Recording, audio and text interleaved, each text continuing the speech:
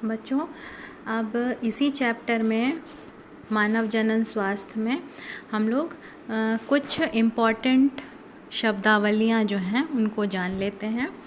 एक तो है पहला WHO, वर्ल्ड हेल्थ ऑर्गेनाइजेशन, जिसके बारे में आप लोग आजकल बहुत सुनते होंगे। कोरोना वायरस से संबंधित जो न्यूज़ आती हैं तो उसमें आपने WHO का नाम सुना होगा, वर्ल्ड हेल्थ ऑर्गेनाइजेशन।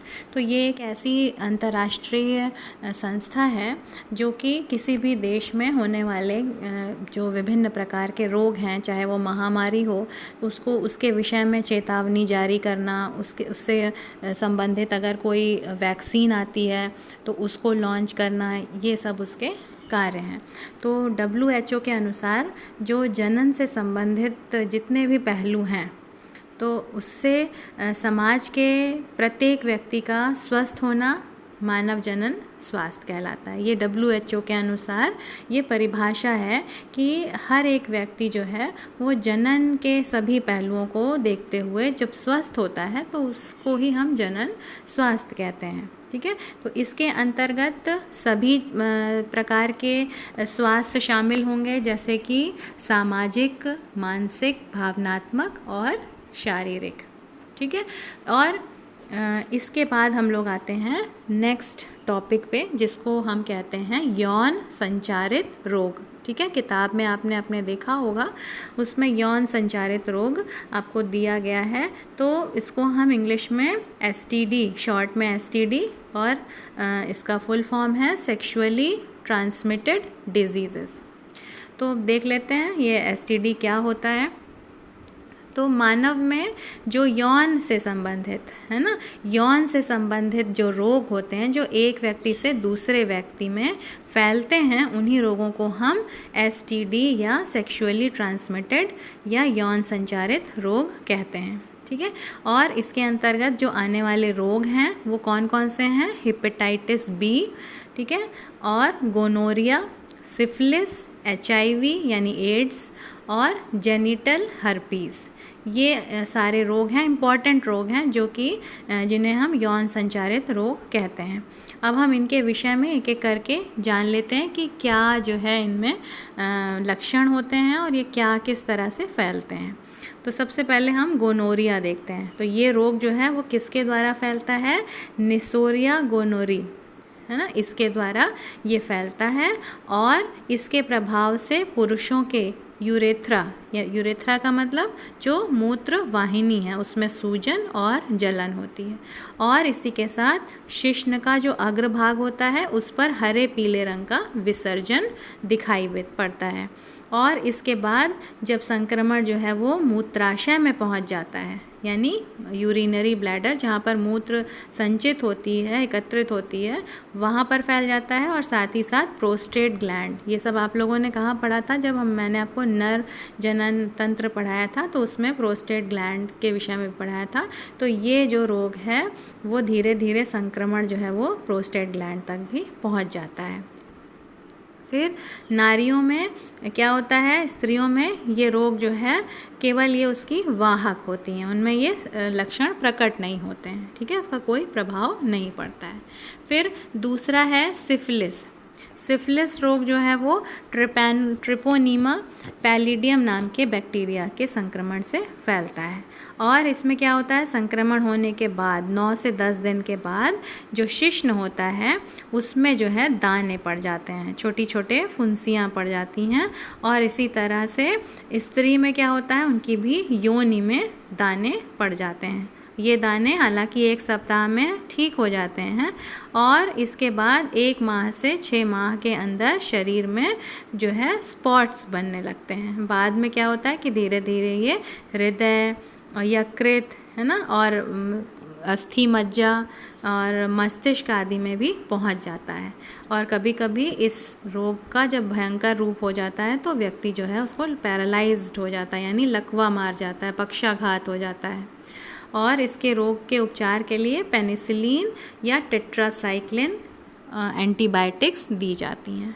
फिर तीसरा रोग है आपका जेनिटल हर्पीस। इसमें जो है ये रोग सिम्प्लेक्स वायरस के संक्रमण से होता है और इस रोग में शिश्न में तीव्र दर्द होता है और स्त्री में क्या होगा, योनि में बड़े बड़े छाले उत्पन्न हो जाते हैं और इसका कोई भी उपचार नहीं है। ठीक है, और दर्द निवारक दवाएं ही इसमें केवल दी जा सकती हैं जिससे कि आराम मिलता है दर्द में।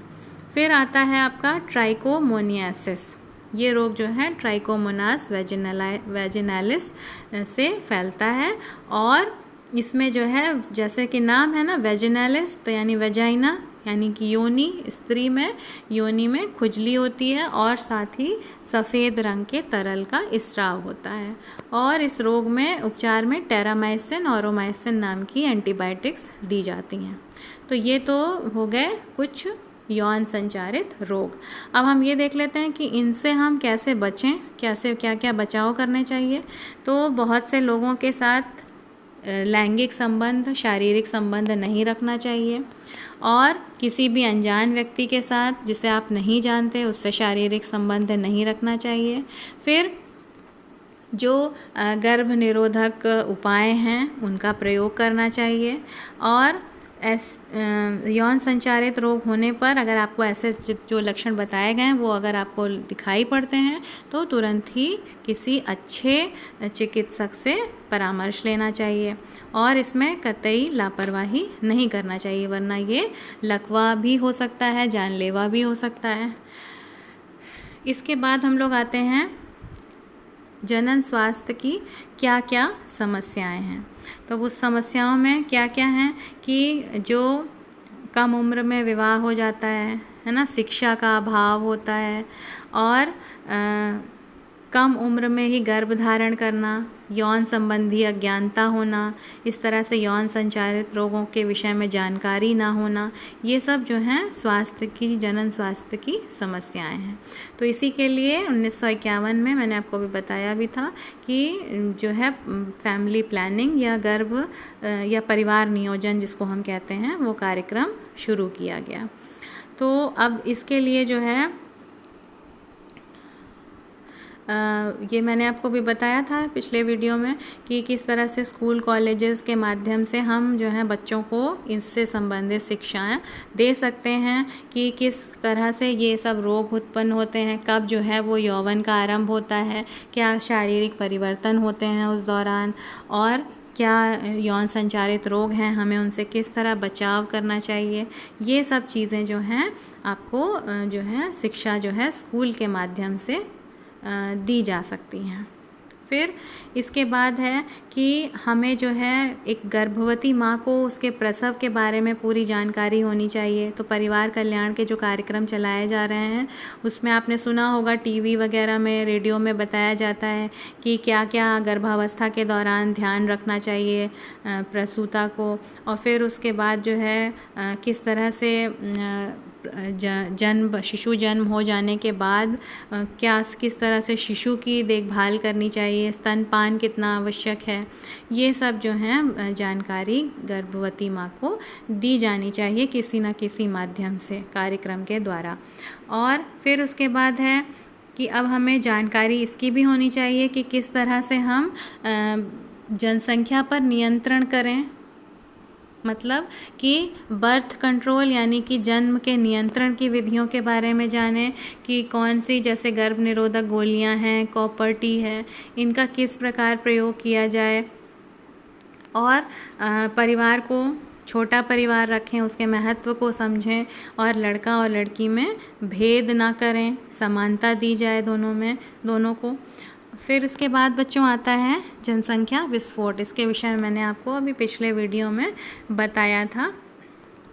और जनसंख्या बच्चों ये टॉपिक इम्पॉर्टेंट है क्योंकि ये अक्सर जो है बोर्ड की परीक्षा में पूछा जाता है कि जनसंख्या विस्फोट क्या है और किस तरह से जनसंख्या विस्फोट पर नियंत्रण, क्या कारण हैं उसके और किस तरह से उसको नियंत्रित किया जा सकता है। तो ये नोट्स आपके पास हैं, इसको आप अच्छे से अपना तैयार करके रखिएगा। तो अब हम लोग देख लेते हैं, ये मैंने आपको बता दिया था अनार्तव स्तनपान अनार्तव के बारे में इसमें वही दिया हुआ है, जब तक स्तनपान कराया जाता है तब तक मासिक चक्र नहीं प्रारंभ होता, तो वो भी एक गर्भ निरोधक साधन की तरह से यूज़ किया जा सकता है। फिर उसके बाद है बच्चों स्टरलाइजेशन, है ना, या बंध्यकरण। ये भी मैंने आपको बता दिया था कि किस तरह से पुरुषों में शुक्रवाहिनी को काट दिया जाता है या बांध दिया जाता है, जिसको हम वैसेक्टोमी कहते हैं। और इसी तरह से स्त्रियों में जब फैलोपियन ट्यूब को बांध दिया जाता है तो उसको हम काट कर बांध देते हैं, तो उसको हम ट्यूबेक्टोमी कहते हैं। तो बच्चों ये बहुत आपको मैंने चित्र के माध्यम से भी दिखाया था कि किस तरह से किया जाता है।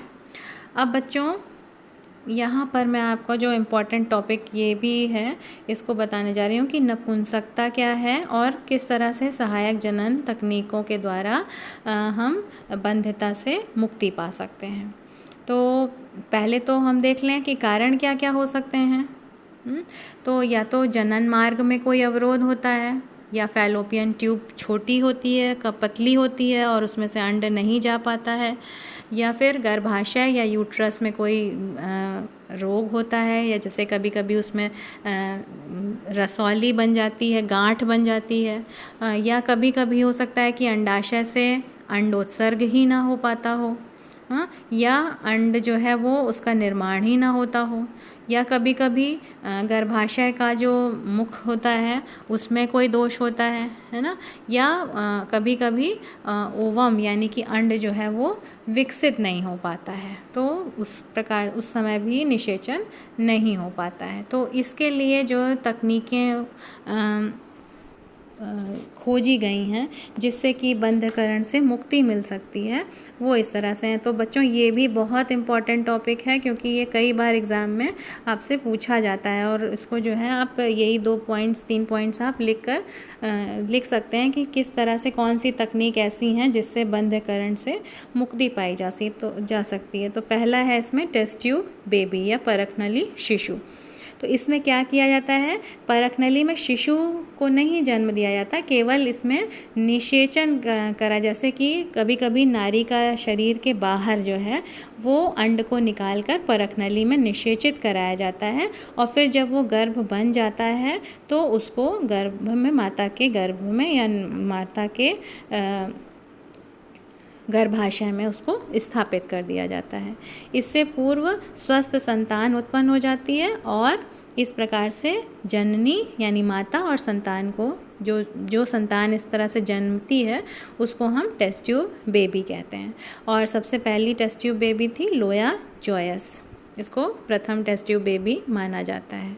अब इसमें कैसे अलग अलग इसी के अंतर्गत बच्चों 3 तकनीकों के विषय में आप लोग पढ़ेंगे। तो वो 3 तकनीकें क्या हैं वो हम देख लेते हैं। पहला है IVF यानी in vitro fertilisation. In vitro का मतलब होता है प्रयोगशाला में, शरीर के बाहर। फर्टिलाइजेशन का मतलब निषेचन। इसको बच्चों हिंदी में हम पात्रे निषेचन भी कहते हैं। इसमें क्या होता है कि ये तब किया जाता है जब स्त्री में अंड का निषेचन शरीर के अंदर नहीं हो पाता है।